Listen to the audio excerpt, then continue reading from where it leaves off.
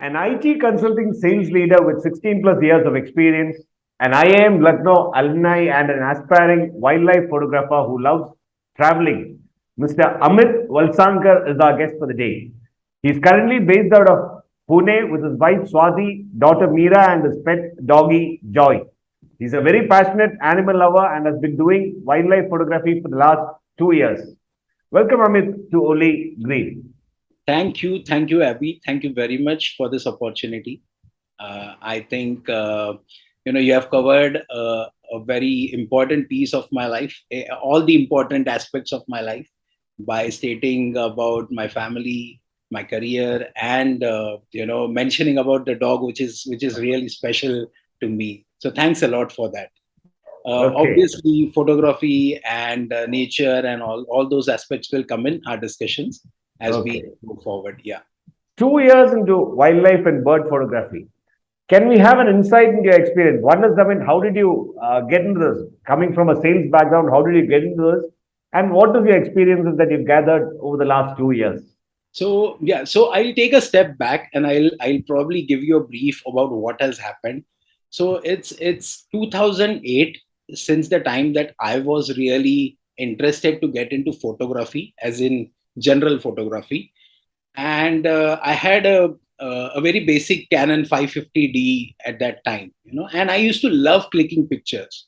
At that time, I used to stay in Mumbai, so in Mumbai you don't find forests and beauty. So what you find is beaches. What you find is good landscapes, good architectures. So I used to love clicking them.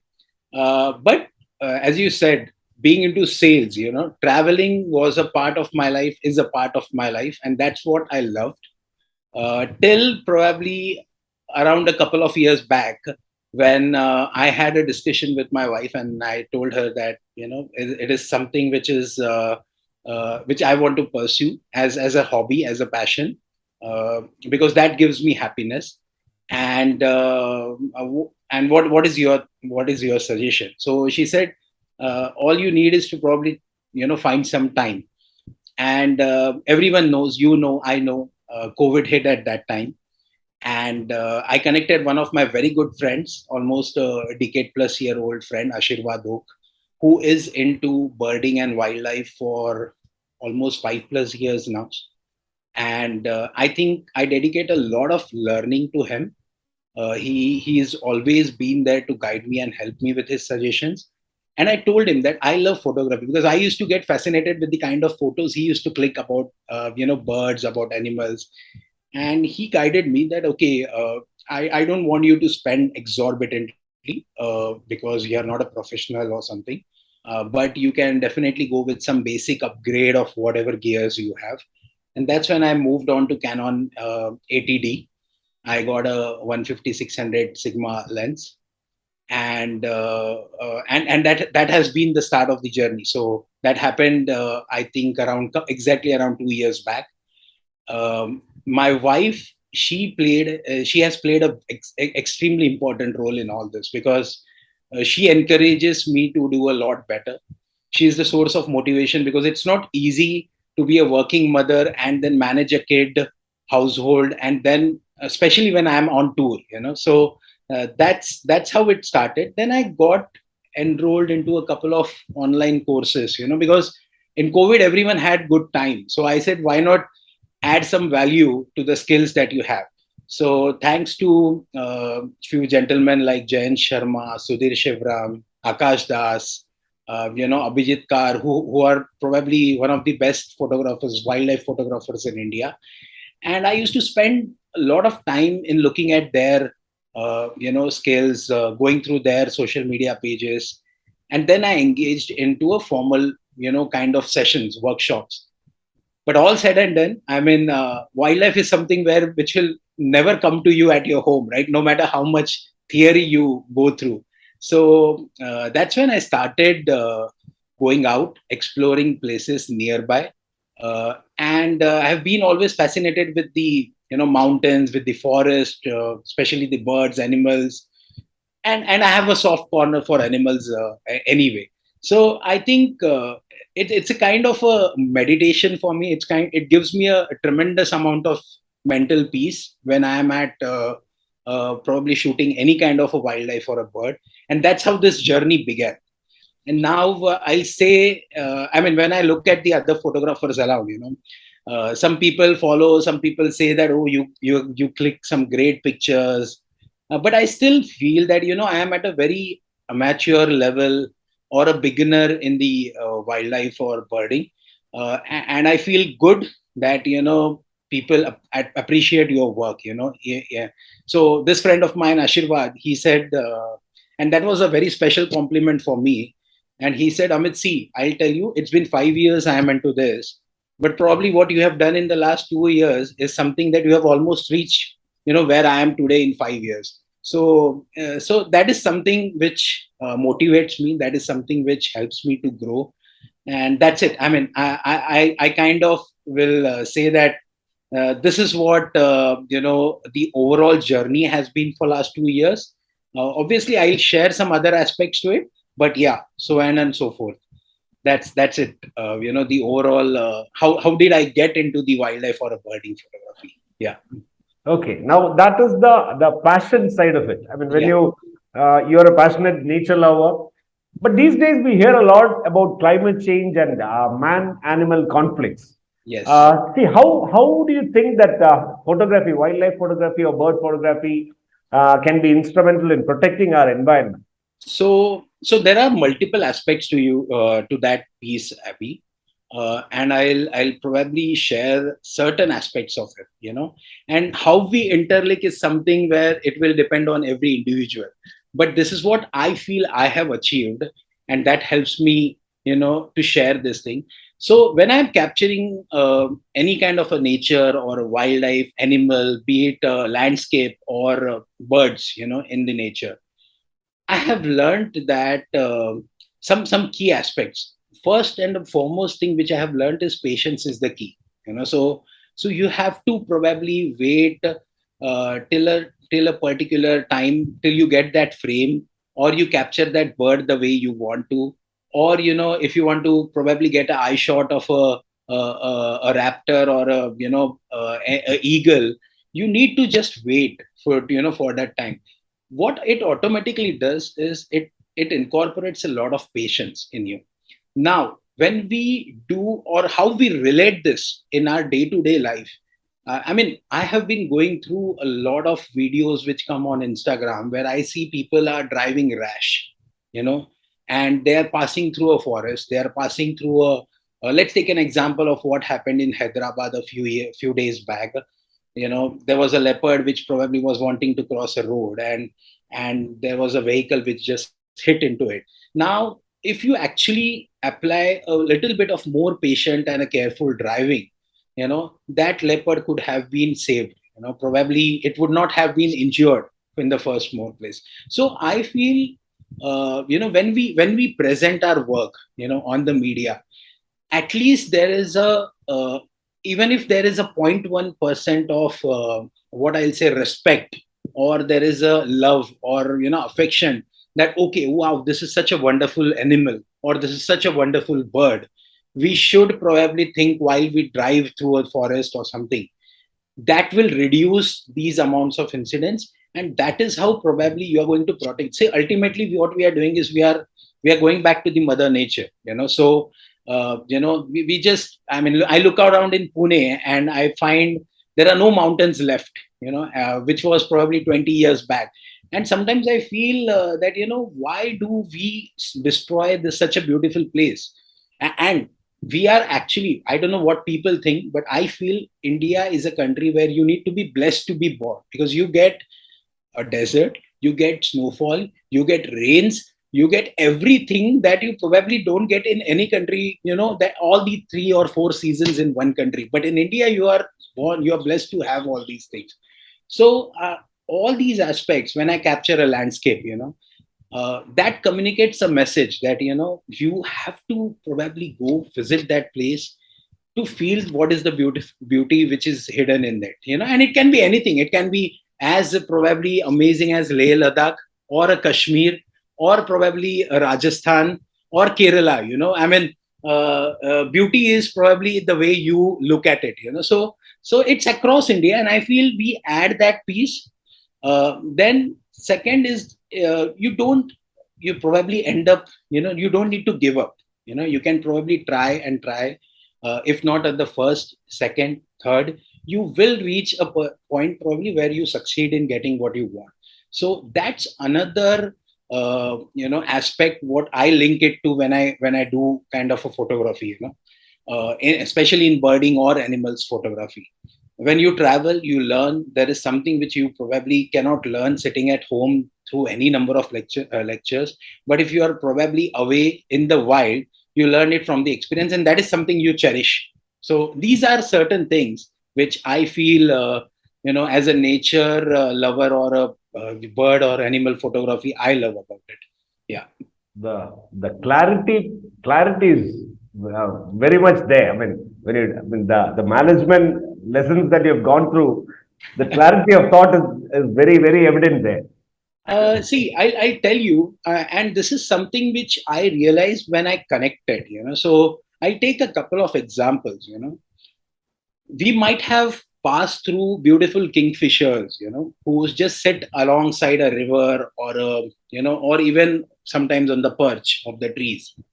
Now, I'll take a couple of examples. If you know, there is a very amazing species of kingfisher, or probably a small bird, oriental dwarf kingfisher.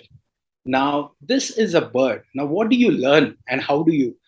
I was amazed to see that this bird, every year it travels all the way from south, or probably Sri Lanka, beyond it, to Tamini, which is Western Ghats in Maharashtra, for breeding, for nesting, and it's more than 1,000 miles, few thousand miles of journey. And if you see the bird, it is a pocket-sized bird. Now I mean, when a bird of that size can fly away all the way to Maharashtra, I feel there is enough things to learn. We as humans, we probably are blessed with many things, and that is what I feel amazed about. When I captured it, I was like, I spent the entire day, capturing various pictures of ODKF, and I felt, wow. I mean, this is so amazing stuff. Now, what happens if we don't respect the nature? A few years down the line, the entire Tamini Ghat or the Western Ghat, which it will no longer exist. And then the future generations might even never know what is a ODKF. And that is why it is important for us to follow certain ethics, certain etiquettes, and respect their presence in the society. This is one example. Probably second, if I'm sure you might be aware about Bigwan. Bigwan is a place in Maharashtra, which is very famous for birding, and all the renowned birders from India come there. This is the season now; it will start from November onwards, and I think some of the amazing harriers, or probably falcons, they fly away from Europe to India, and this itself is a big achievement. To go and have a luck or a fortune to view it in India and capture it, it's beyond words. We cannot express that feeling when we actually do. And I want all the people who are probably, especially the young kids, to actually, they might not be interested in photography, but to go there and explore and then have that experience and understand a bit, on what these birds do. It is a learning in itself, and probably I'll not be able to summarize in a few minutes of time. But yeah, these were the couple of examples which I wanted to probably talk about. And I was not an avid birder, but when I have spent a couple of years in understanding, a little bit of what I could, I feel there is what we do in our general life. We go to office, we earn money, and then we come back, and it's still a very small thing. When I was traveling in Leh Ladakh, and I saw the mountains, I felt like, yeah, no matter how much of money we make, we will still be this much only in front of that mountain. So you cannot probably capture that and keep it at home. You need to experience, you need to. And a very important aspect is, we were in Bhutan just a couple of years back. We went on a family trip, and I love the way they teach their students. I mean, it's a country which is meant for happiness. It's they're probably, entire economy runs on tourism. But when I interacted with the people there, they were so happy, they were so content, that I never felt that I was talking to probably a king or a queen, or it was so, they were so down to earth. And that is something which I want India at some point of time should be. That, rather than teaching kids about, you do this or you do that, you do well in your engineering or you do this. I think if we start giving them that, okay, if you plant a tree, or if you plant probably 10 trees in a year, what impact it is going to create for your future is a very important aspect. So that is something which I feel is missing right now. And whenever I go for any kind of discussions or I insist on telling all these parents, especially our generation, that it's not important what your kid probably does after engineering or something. But if till engineering, if those 20 years they plant even 20 trees, it is going to create a huge impact on the economic, or on the nature itself. So, I mean, that's how I connect it. I know probably people might have their own thought process, Right. but yeah, that's what I feel. That is the need of our. There is another example, which I personally feel that we should do, because it is in our hands. And when we go out on such tours, especially forest trekking, I had been to Uttarakhand, and there was a guide who was with us. What he was doing is, he was picking all the wrappers, chocolate wrappers, which were thrown. And we were like, कि आप क्यों कर रहे हो? तो बोला, sir ये हमारी जगह है, अगर हम नहीं करेंगे तो कौन करेगा? Correct. बिकॉज आप जैसे लोग बाहर से आएंगे, यहाँ पे एंजॉय करेंगे, बट यहाँ पे हमको रहना है. So this is a very important feeling that needs to be established, that when we go out, if we litter, if we throw a plastic bottle, what damage it is doing to our economy, or probably not even economy, from the nature's perspective at least. So these are very important things which we have learned, and I started incorporating it myself. That, if I'm going to have a chocolate, I'll rather keep it in a pocket, the wrapper, or I'll put it in the bag. I'll go home and I'll probably dispose it off. So that has to come from within, and I feel we can only change when we probably start sharing this with other people, and that's how I feel. And that's why I was happy when I went through your channel. It is called as Only Green. So I really connect it with very well, and I know what impact it can create for the nature. Okay. Now, I mean, you have talked in detail about the various emotions, the various learnings that you have gone through. Yeah. Coming to your photography trips, you've mentioned in the beginning that your wife used to manage the home when you used to go for your trips. Can we talk about some of your, maybe one or two of your most memorable trips? So I'll say, I take names and I talk about it. So, so when I started, I absolutely had no clue who is going to help me. Okay, and I'm going to tell you why I'm sharing this later in this probably conversation. So what I did was, I just searched on Google that I want to go on a wildlife tour, which is the nearest company that I can probably go along with. And I came across a name, In Search Outdoors. Okay. There was a number mentioned. I contacted. It reached out to Pune's office of In Search Outdoors. And Mr. Makrand Ketkar was then a partner in the company. He picked up the phone and he said, yeah, we have a tour coming this weekend, and you can join for a Pabe Ghat. So there is a a good place here, which is forest area, and it's a valley, so we can actually drive through, and it's around a 45 kilometers area. So he said, you if you want, you can just join. So I said, yeah, I would like to book the seat.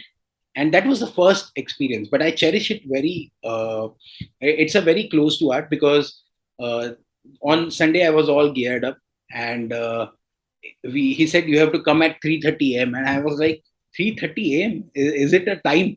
So, and when I went there, I had met a couple of senior photographers, and that guy who joined us, he is probably today 73 or 74. He is doing birding since last 15 years, and post retirement. And I was so fascinated with the kind of enthusiasm and Are you, excitement he had. are you talking about Sudhir, sir? No, no, no, no. Okay. There is a gentleman, Mr. Prabhakar Mendare, who is residing in Pune. So he's quite old. But what I could feel was that, even if he had a very normal camera, at that age, to come up at 3 o'clock in the morning and also tell others about the experience that he has got. In fact, he shared very good details, on how we should probably capture, what is the right time to probably visit a certain place. So it was not just a kind of a tour or something, but it was more than, because we could connect with such senior people, And then the tour on very went. I could capture a crested serpent eagle in the first trip itself, which is not a very easy thing to get when you are probably out there in the wild. But more to it was, the best thing about this organization, In Search Outdoors, was, and I realized when we were having the breakfast, they got these cartons which were boxes which were packed.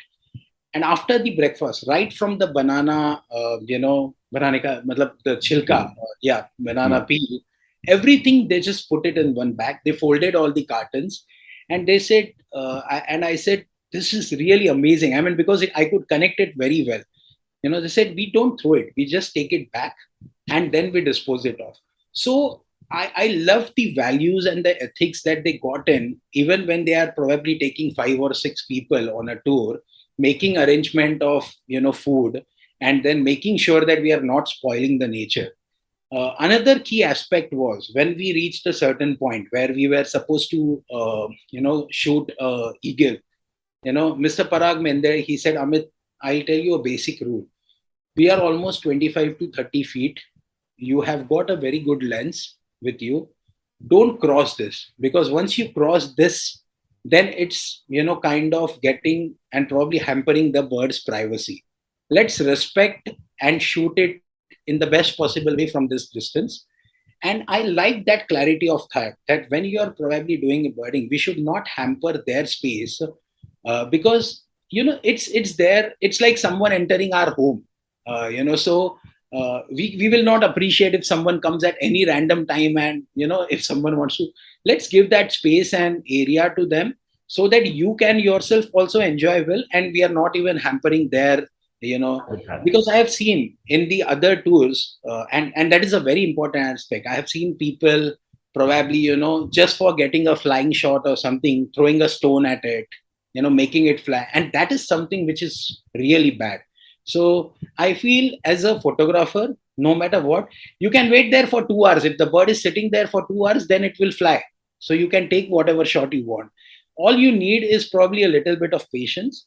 And these are some small things, but very impactful things, which I feel everyone should follow when they are getting into, birding or animal photography.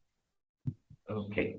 Now coming to, if you look at it today, there are a Yeah. lot of youngsters. If you go through Instagram or Facebook, you see that a lot of youngsters are coming to this line of Yes. bird wildlife photography.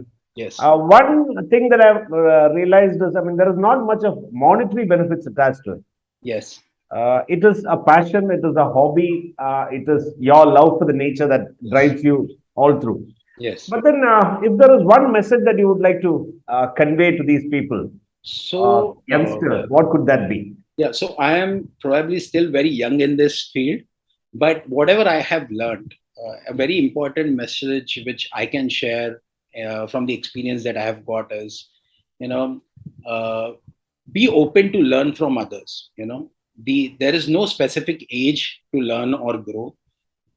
Important aspect is when you go out, you make new friends, you help them grow, you learn as well. And there are some of these also have some interest, same interest as you are, and that's why you are there. If it's your passion, give it your best shot, and the rest will be taken care of. I'll probably share that um, it's not that you cannot probably earn money out of it or something. It is all depending on the individual aspects. So I was actually planning to create a kind of a small exhibition where probably I can uh, you know create some canvases out of whatever images I have clicked, and probably see how it goes. Because when you circulate these photos, right, your friends, your family, everyone gets motivated, and they have been pushing me that, Amit, you should probably hold a small exhibition about what work you have done, because it's terrific. It's only when we realize that there are so many better photographers who are there in the wildlife. But yeah, so it all depends upon what aspects you follow when you are probably getting into this. Respect, love, preserve, do your bit for the mother nature. Follow etiquettes, ethics of wildlife while doing the photography. Respect the birds, animals, and their privacy. Give them space. Have seen, and the basic etiquettes, like, have seen people throw litter, plastic bottles, bags.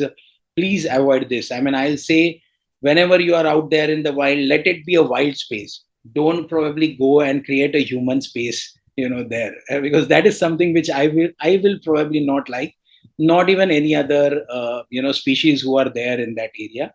And let's make sure that we do our best to maintain the green space around. If we are not able to grow, that's a different thing, but at least let's make sure that we maintain the way it is. Yeah, these are the small things. Another thing is, it is always better to join hands with certain tour operators, like in Search Outdoors, like Rocks to Roars. In a couple of days, I have already planned the tour to Tadoba. So we are going from Pune in Nagpur, and yeah, they have solid experienced team members. So they will guide you, they will help you to explore, but also make you realize what are the values, ethics that they follow, which are very important when you are out in the wild. You know, Another aspect is, as a parent, now that I am a parent, I feel it's very important to tell your kid what is right and what is wrong at the right age. So we understand that our daughter is just 2 years old, but if we keep saying these things till the time they are 5, they will know what is right and what is wrong. It gets embedded in their system, because she used to like pulling, my dog's tail, ears, all these things.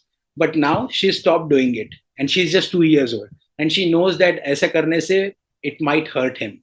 So these are the things, that you can probably tell your future generations to take care of, even when they are probably exploring the places. And I'm sure it is going to get into the right direction, making responsible them towards the nature. That's it. I mean, these are the things which probably I would like to share. Okay. Thanks a lot, Amit. It's been great talking to you for the maybe last 30, 40 minutes. It's Yeah. been a lovely session. I can really see your passion, your love for the nature, the real drive behind what you're doing. Thanks a lot, and wishing you all the best, both in your professional life and in your passion. Let's see more of you in the coming days. Thanks a lot. Thank you so much, Abby. I mean, it's really my pleasure to be a part of your channel and to have this conversation. I think this is just a beginning. I'm sure here in the years to come, we will have many such probably videos, and I'll be able to share more learnings towards this. Thank you very much.